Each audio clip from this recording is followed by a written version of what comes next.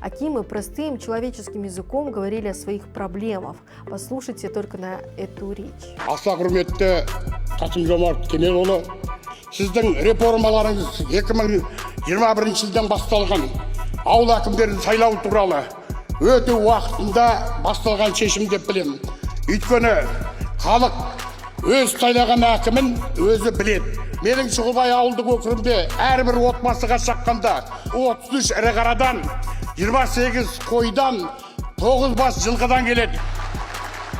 Менің көп жылғы тәжірибемнің басты себебі бүгінгі сайланған әкімдерге әкімдер туралы заңды қайта қарау керек. Өйткені біз мемлекеттік қызмет туралы заңмен көп нәрседен ограничений дейді ғой. Міндеттерімізді бәрін полномочияның бәрін шығармашылықпен творчестволық жұмыстан басқамен айналысу құқымыз жоқ. Біздегі малдың, ауыл шаруашылық малының 70% жеке меншіктің қолында, 30% шаруа қожалықтарында. Яғни жердің 90% шаруа қожалықтарында, 10% жеке меншікте. Бұл парадокс.